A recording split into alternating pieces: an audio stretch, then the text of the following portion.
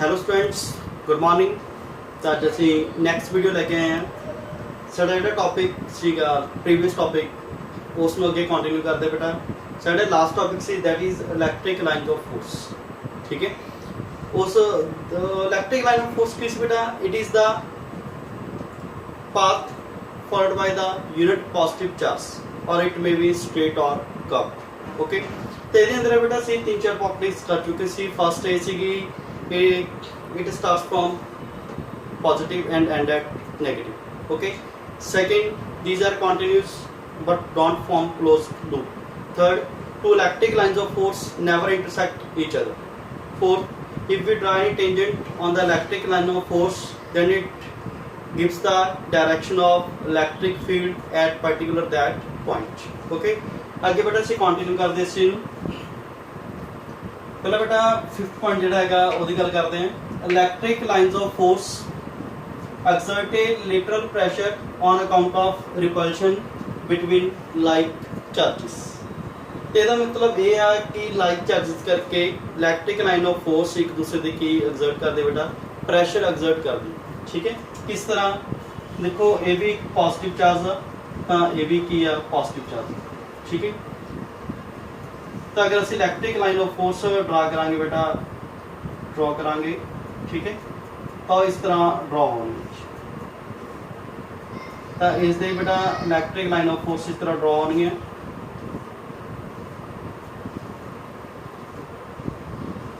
ਤਾਂ ਬੇਟਾ ਅਸੀਂ ਦੇਖ ਸਕਦੇ ਹਾਂ ਕਿ ਜਿਹੜੇ ਇਲੈਕਟ੍ਰਿਕ ਲਾਈਨ ਆਫ ਫੋਰਸ ਨੇ, ਜੇ ਇਲੈਕਟ੍ਰਿਕ ਲਾਈਨਸ ਆਫ ਫੋਰਸ ਆ ਦੈਟ ਐਗਜ਼ਰਟ ਲੇਟਰਲ ਪ੍ਰੈਸ਼ਰ। ਠੀਕ ਹੈ, ਡਿਊ ਟੂ ਸਿਮਿਲਰ ਚਾਰजेस। ਠੀਕ ਹੈ ਬੇਟਾ, ਇਸ ਜਿਹੜਾ ਐਰੋ ਲੱਗੂਗਾ ਉਹ ਆਊਟਵਰਡ ਦਾ ਲੱਗੂਗਾ। ਸਾਰੇ ਚ ਐਰੋ ਬੇਟਾ ਜਿਹੜਾ ਹੈਗਾ ਆਊਟਵਰਡ ਦਾ ਐਰੋ ਹੈ। ਜਦੋਂ ਬੇਟਾ ਪॉजिटिव ਆ ਤਾਂ आउटवर्ड लगाना, अगर नेगेटिव होगा तो इनवर्ड लगाना। तो ठीक है बेटा, 5th पॉइंट क्लियर हो गया कि लेटरल प्रेशर लगाना एक दूसरे से सिमिलर चार्जेस करके। हाँ जी, नेक्स्ट पॉइंट ਜਿਹੜਾ है बेटा दैट इज 6th पॉइंट। ठीक है, the electric lines of force contract longitudinally on account of attraction between the unlike charges. ठीक है, और लॉन्गिट्यूडनली की हो जाते हैं बेटा, कॉन्ट्रैक्ट हो जाते हैं। क्यों? क्योंकि अट्रैक्शन होती है किन्ना च होंदी है बेटा, अनलाइक चार्जेस के अंदर। तो किस तरह बेटा, सपोज कर लो एक डाईपोल आ। ठीक है बेटा, तो डाईपोल के अंदर तुम देखोगे कि आ देखो बेटा, इस तरह लॉन्गिट्यूडनली की हो गया, कॉन्ट्रैक्ट हो गया।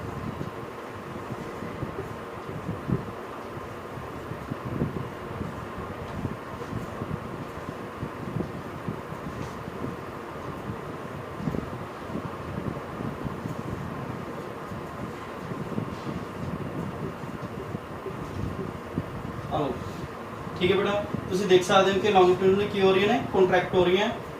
क्यों? क्योंकि अनलाइक चार्जेस करके, अनलाइक चार्जेस की हो रही है बेटा, अट्रैक्शन हो रही है। ठीक है, तो जी लाइन से कौन अट्रैक्ट कर रहा है, ये वाले जो चार्ज है वो अट्रैक्ट कर रहे हैं। ठीक है, हाँ जी। नेक्स्ट पॉइंट बेटा की है, the lines of field force are close in a strong electric field. ठीक है, जिन्ना फील्ड स्ट्रॉन्ग होएगा उन्नियां इलैक्ट्रिक लाइन्स ऑफ फोर्स की होंगी बेटा, क्लोज होणगियां। ਜਾਂ ਤੁਸੀਂ ਰਿਵਰਸ ਕਹਿ ਸਕਦੇ ਹੋ ਕਿ ਜਿੰਨੀਆਂ electric lines of force close ਆ ਉਹਨਾਂ ਉਸ ਜਗ੍ਹਾ ਤੇ ਇਲੈਕਟ੍ਰਿਕ ਫੀਲਡ ਕੀ ਹੋਊਗਾ ਬੇਟਾ, ਸਟਰੋਂਗ ਹੋਊਗਾ। ਠੀਕ ਹੈ, ਅਗਰ ਇਲੈਕਟ੍ਰਿਕ ਲਾਈਨਸ ਫਾਰ ਅਵੇ ਆ, ਇੱਕ ਦੂਸਰੇ ਤੋਂ ਦੂਰ ਨੇ, ਤਾਂ ਉੱਥੇ ਉਸ ਜਗ੍ਹਾ ਤੇ ਜੋ ਉਸ ਪੁਆਇੰਟ ਤੇ ਇਲੈਕਟ੍ਰਿਕ ਫੀਲਡ ਕੀ ਹੋਊਗਾ ਬੇਟਾ, ਵੀਕ ਹੋਊਗਾ। That is our next point, point number 8। ठीक है, ਤਾਂ रिप्रेजेंट करते बेटा थोड़ा डायग्राम के थ्रू इन्हू समझते हैं। हाँ जी बेटा, तो देखो आ एक अपने को फील्ड आ, इस इलैक्ट्रिक लाइन्स ऑफ फोर्स इस तरह ने बेटा। ठीक है, एक अपने को वाला फील्ड आ। तो बेटा अगर असी गल करिए कि दोवां चों स्ट्रॉन्ग फील्ड किहड़ा गा, ठीक है, तो बेटा इत्थे फील्ड ज़्यादा स्ट्रॉन्ग है, इस जगह ते फील्ड की है घट स्ट्रॉन्ग। ये बिग फील्ड है, ये स्ट्रॉन्ग फील्ड। ठीक है, why? Because in this region of space electric lines of force are closer to each other. ठीक है, in this case they are far away from each other. तो जिन्नियां electric lines of force close होणगियां उन्ना field की बेटा strong होएगा। जिन्नियां electric lines of force weak होणगियां उन्ना फार अवे होणगियां उन्ना फील्ड की बेटा वीक होएगा। ठीक है, नैक्सट पॉइंट बेटा है साढ़े कोल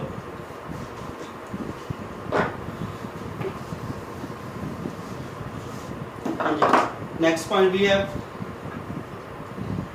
बेटा equally spaced and parallel lines. अगर बेटा सारे लाइंस की ने इक्वली स्पेस्ड एंड पैरेलल ने, then they represent uniform electric field.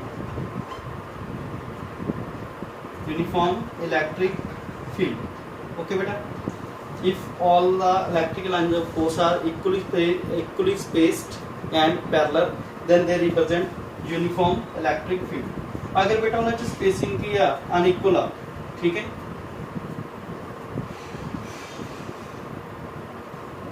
अगर उन्हें स्पेसिंग की है अनइक्वल है,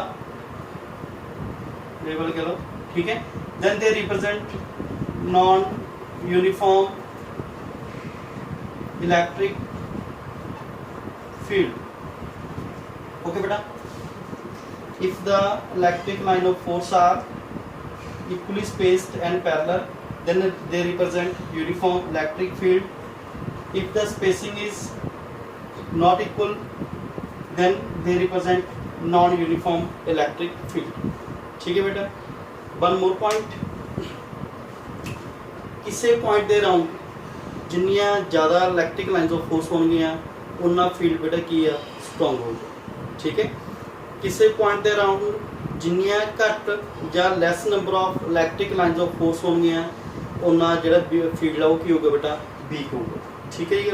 next electric line of force, next point की बेटा electric lines of force can't pass through the conductor। ठीक है बेटा, इलैक्ट्रिक लाइन्स ऑफ फोर्स कदे भी कंडक्टर विच दी की नहीं कर सकदियां, पास नहीं कर सकदियां। क्यों नहीं कर सकदी बेटा? क्योंकि कंडक्टर दे अंदर इलैक्ट्रिक फील्ड कितना हुंदा?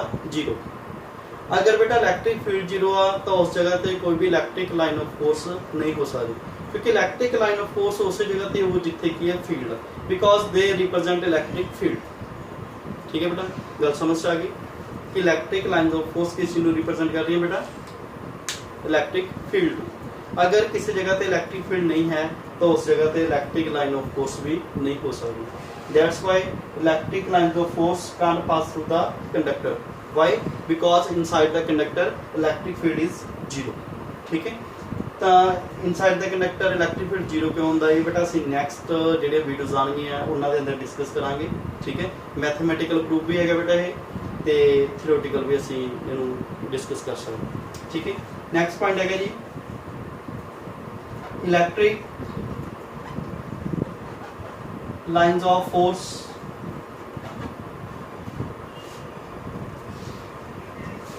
can pass through the insulator। ठीक है, इंसुलेटर के अंदर बेटा ਜਿਹੜੇ ਹੈਗੇ ਨੇ ਇਲੈਕਟ੍ਰਿਕ ਲਾਈਨ ਆਫ ਫੋਰਸ ਪਾਸ ਹੋ ਸਕਦੀ, क्योंकि ਉਹਦੇ ਅੰਦਰ ਇੱਕ ਇਲੈਕਟ੍ਰਿਕ ਫੀਲਡ ਕੀ ਆ ਇੰਡਿਊਸ ਹੋ ਸਕਦਾ। ਠੀਕ ਹੈ, ਨੈਕਸਟ ਹੈ ਜੀ ਇੰਪੋਰਟੈਂਟ ਪੁਆਇੰਟ बेटा electric lines of force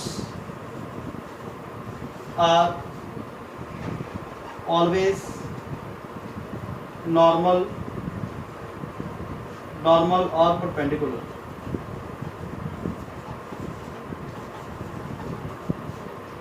to the surface of conductor, to the surface of conductor। ठीक है, इलैक्ट्रिक लाइन ऑफ फोर्स ਜਿਹੜੇ ਹੈਗੇ ਨੇ ਆਲਵੇਸ ਕੀ ਹੋਣਗੇ बेटा? परपेंडिकुलर ਹੋਣਗੀਆਂ ਜਾਂ कह लो कि नॉर्मल ਹੋਣਗੀਆਂ सरफेस ऑफ कंडक्टर। ਇਹ ਕਦੇ ਵੀ पैरेलल नहीं हो सकती। ठीक है, कदे भी यही पैरेलल नहीं हो सकती, ਆਲਵੇਸ ਕੀ ਹੋਣਗੀਆਂ? परपेंडिकुलर ਹੋਣਗੀਆਂ ਕਿਹਦੇ बेटा? कंडक्टर ਦੀ सरफेस। ठीक है जी, ਤਾਂ बेटा ਇਹ ਸਾਡੇ ਕੋਲ ਜਿਹੜੇ ਹੈਗੇ ਨੇ ਇਲੈਕਟ੍ਰਿਕ ਲਾਈਨ ਆਫ ਫੋਰਸ ਦੀਆਂ ਪ੍ਰੋਪਰਟੀਜ਼ ਸੀਗੀਆਂ।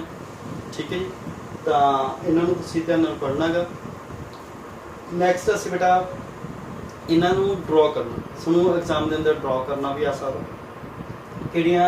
You have to draw the electric line of force due to point charge, due to dipole, ਠੀਕ ਹੈ, due to similar charges, having equal magnitude due to unlike charges. ठीक है जी। तो ਅਸੀਂ ਉਹ draw करके देखते हैं कि किस तरह ये ड्रॉ होनी है।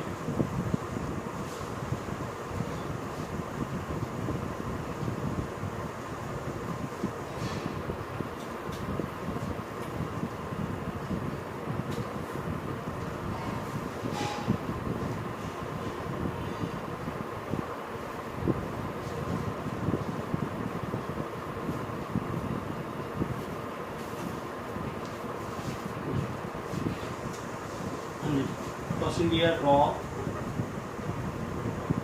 Electric lines of force. ठीक है। फर्स्ट है जी ड्यू टू पॉइंट चार्ज। ये अंदर बेटा दो केस आ। First Q greater than 0। ठीक है। सेकंड केस बेटा हैगा क्यू लैस दैन 0। ठीक है बेटा।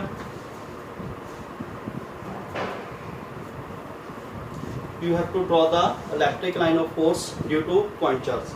पॉइंट चार्ज के अंदर बेटा दो केस आ further Q greater than 0 and Q less than 0। Q greater than 0 का मतलब की है बेटा क्यू होगा बेटा positive. That mean Q is positive. अगर क्यू पॉजिटिव है बेटा तो इस तरह the electric line of force होगी। बेटा एक एरो का स्पैशल ध्यान रखना है। ठीक है कि अगर चार्ज पॉजिटिव है तो एरो की आउटवर्ड होने चाहिए है, कि अगर चार्ज नेगेटिव होगा तो एरो की है इनवर्ड होने चाहिए। ठीक है बेटा। तो फर्स्ट केस साडा बेटा सॉल्व हो गया। सैकेंड बेटा हैगा Q less than 0। That means Q equal to negative. ठीक है बेटा। अगर Q negative uh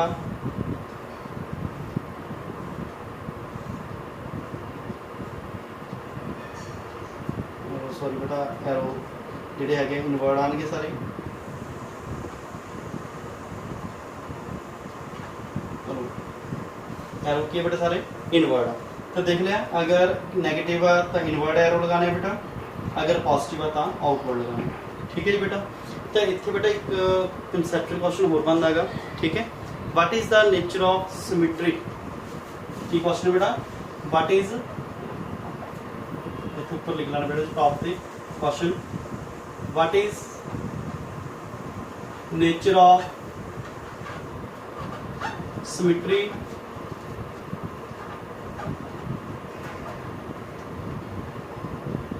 of electric lines of force due to point charge. ठीक है बेटा। पॉइंट चार्ज दे लो बेटा। ओके जी।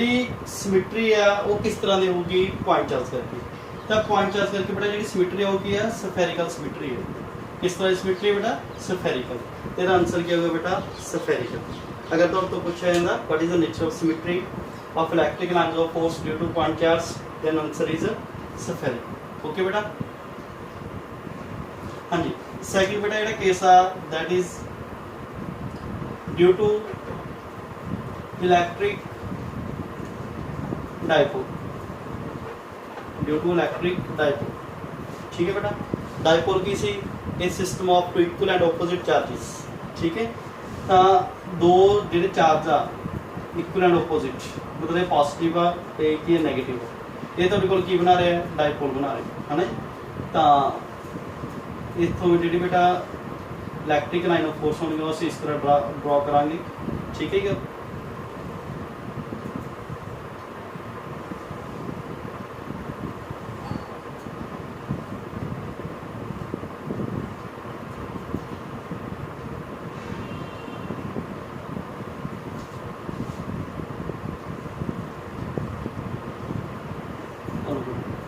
तो एरो पॉजिटिव तो की आउटवर्ड लगाने बेटा सारी। ठीक है। तो नैगेटिव देख लगाने बेटा इनवर्ड। तो आवला तुहाडे कोल बेटा नैगेटिव आ ते वाला तुहाडे कोल की है पॉजिटिव। तो बेटे तुहाडे कोल इलैक्ट्रिक डायपोल करके इलैक्ट्रिक लाइन ऑफ फोर्स की है ड्रॉ होगी। तो इस अंदर बेटा सेम क्वेश्चन बनता है what is the nature of symmetry of electric line of force due to dipole, due to electric dipole. ठीक है बेटा, तो आंसर की होगा सिलेंड्रिकल। ये बेटा आंसर सिलेंड्रिकल, क्योंकि जी सिमेट्री है वो की है सिलेंड्रिकल सिमेट्री है। तो दोनों क्वेश्चन बेटा इंपॉर्टेंट आ, तुम माइंड के अंदर रखो। ठीक है, थर्ड है बेटा due to like charges having equal magnitude. ठीक है बेटा, means Q1 equal to Q2। तो दोनों चार्ज पॉजिटिव ले आ। ठीक है, इतने Q1 Q2 ले लेना बेटा। ये चार्ज थोड़े को Q1 ते सेकंड चार्ज बेटा थोड़े को की है Q2। ठीक है,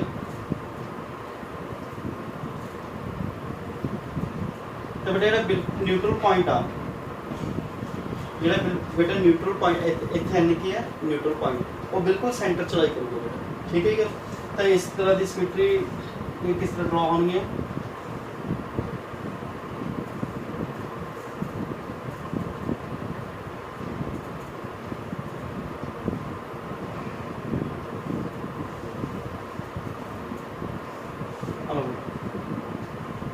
हाँ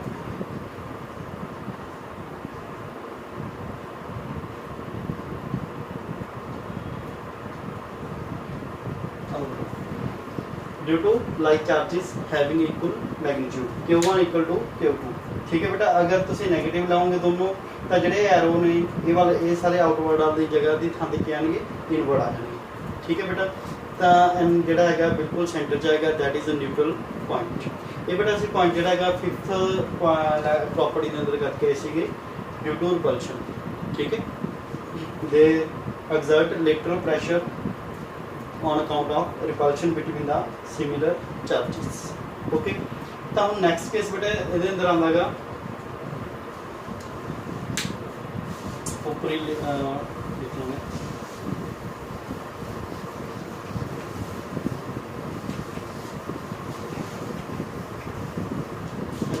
नेक्स्ट केस बेटा हैगा due to like charges having unequal magnitude।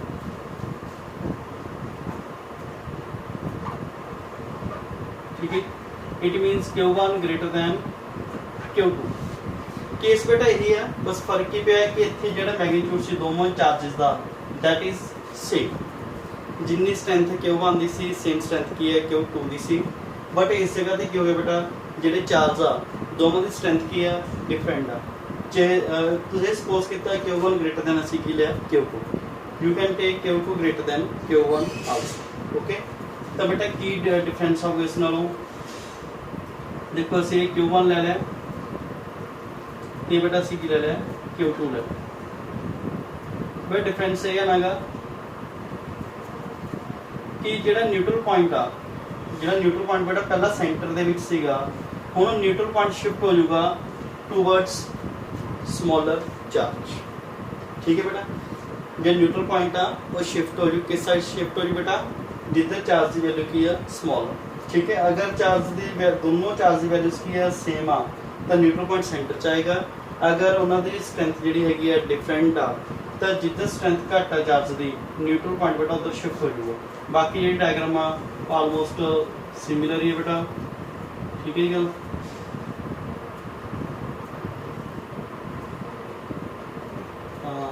इस तरह की बेटा जी डायग्राम थोड़े को आ। ठीक है जी, एरो लगा लोगे बेटा तुम।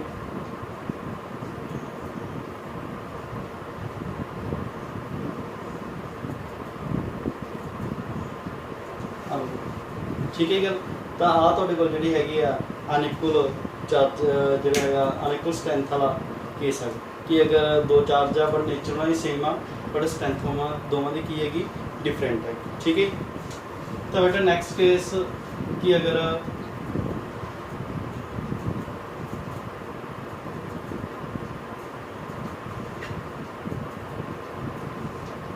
दो मेटल प्लेट्स ने बेटा, ठीक है, चार्ज पे ये ऊपर चार्ज बेटा की गया पॉजिटिव, ये ऊपर चार्ज किया बेटा, ये ऊपर चार्ज किया बेटा नेगेटिव। तो इलेक्ट्रिक लाइन ऑफ फोर्स किस तरह ड्रॉ होंगे बेटा,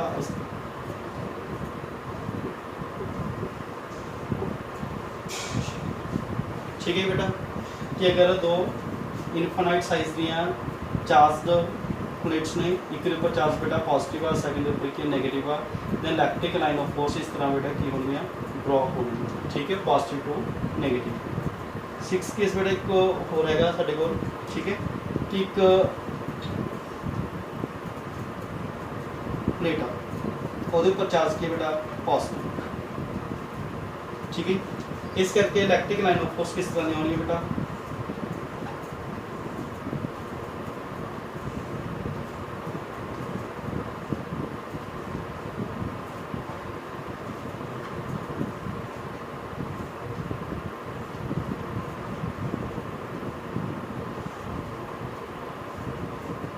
ठीक है बेटा, कल्ली पॉजिटिव प्लेट करके इलैक्ट्रिक लाइन ऑफ फोर्स इस तरह की हो रही है। जी बेटा आ चीज़ हैगी ये तुम देख रहे होगे, ये बैंडिंग क्यों आ, ठीक है, तो जी इलैक्ट्रिक लाइन ऑफ फोर्स होंदियां वो एच ते आके बेटा की करदियां ने, बैंड करदियां, एच तो की करदियां बैंड करदियां, इस नूं असीं एच इफैक्ट भी बोलते हैं। The bending of electric line of force, ठीक है, अराउंड द कॉर्नर और edges is called edge effect.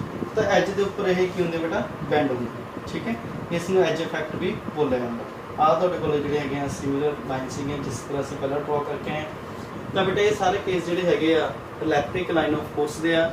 तो एग्जाम के अंदर एक क्वेश्चन बन सकता, draw electric line of force, ठीक है, due to point charge, due to electric dipole, due to like charges having equal magnitude, due to unlike charges